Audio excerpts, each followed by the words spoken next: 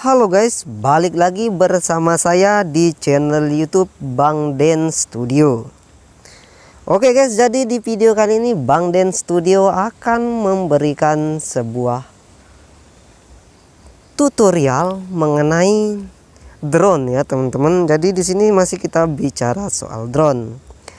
Dan di sini saya pernah menemukan atau pernah membaca di salah satu komentar YouTube dari Jatim Toys. Terus terang teman-teman, video ini terinspirasi dari Jatim Toys, dan saya pernah membaca di channel YouTube tersebut kenapa dia baru beli drone, dan ternyata drone-nya itu nggak tahu nyasarnya kemana guys, dan dia sudah cari namun nggak ketemu, dan katanya baru saja beli. Nah di sini saya akan membagikan tutorial atau cara bagaimana supaya kita dari pilot atau pengendali drone bagi pemula supaya nggak kehilangan drone. Berikut tutorialnya teman-teman. Let's go.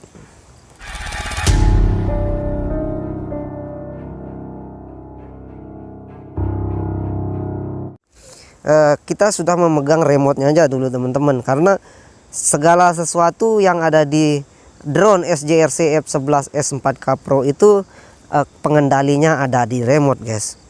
Di sini remote-nya SJRC F11S4K Pro ini sama dah kayak yang lainnya, dan di sini fiturnya cuma dia sudah ada layar monitornya guys. Dan pertanyaannya, Bang, kenapa kok saya baru beli drone SJRC F11S4K Pro kok bisa hilang, kok bisa play away, nggak tahu jatuhnya kemana? Nah ini dia jawabannya teman-teman. Pada dasarnya drone SJRC F11S4K Pro itu dia sudah dilengkapi dengan fitur GPS teman-teman, dan F11S4K Pro itu dia sudah bisa terbang itu sejauh 3 km teman-teman. Dan kenapa kok bisa hilang? Nah ini kesalahannya teman-teman. Padahal di tombol atau di remote dari drone SJRC F11S4K Pro itu sudah dilengkapi dengan GPS dan return to home. Tapi kenapa kok bisa hilang? Nah di sini perlu diperhatikan teman-teman. Nah saya biar fokus. Nah ini adalah tombol return to home. Ketika teman-teman sudah terbang misalnya sejauh 1 km dan seterusnya sampai 2 km, tentu saja drone itu tidak bisa kita lihat, secara mata gitu teman-teman, walaupun terbangnya lurus tanpa ada halangan. Sejauh 1 km ke atas itu sudah tidak bisa kita lihat. Tetapi di sini di remote-nya ini teman-teman, dia sudah kelihatan terbangnya berapa, kejauhannya sudah berapa kilo, kecepatannya berapa, dan ketinggiannya berapa. Di sini di remote-nya sudah tertera teman-teman. Dan kalau teman-teman juga konekin ke HP, tentu teman-teman juga tahu di situ ada fitur kompasnya teman-teman. Nah kenapa dia bisa hilang padahal sudah menggunakan return to home?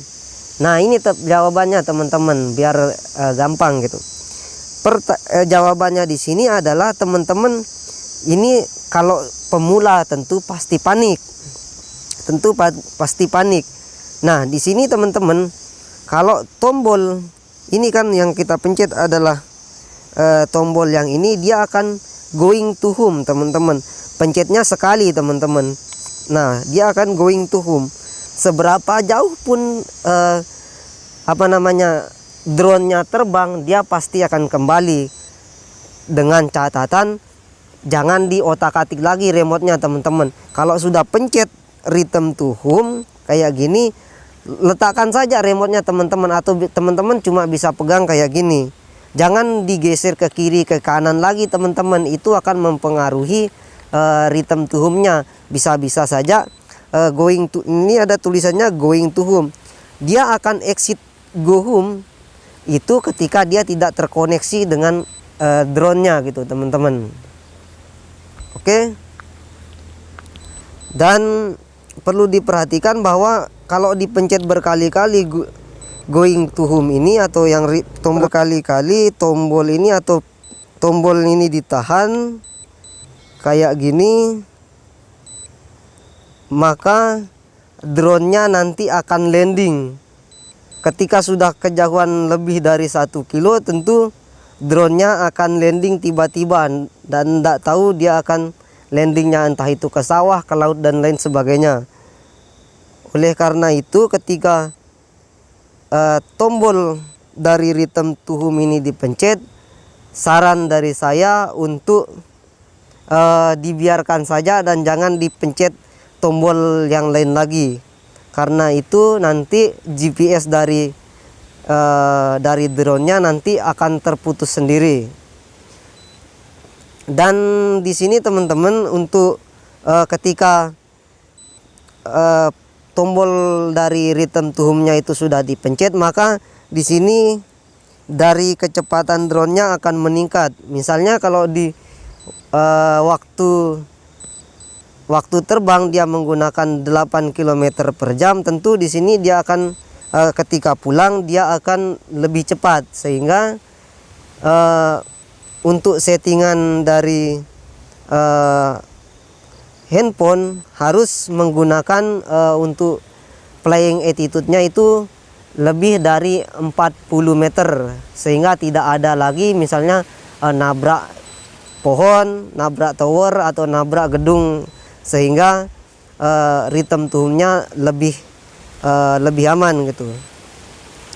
Saya rasa itu yang menjadi penyebab kenapa banyak sekali drone hilang ketika return to home. Sekian video dari saya, silakan buat teman-teman untuk koreksi ketika ada salah-salah kata. Terima kasih sudah menonton dan sampai jumpa di video selanjutnya.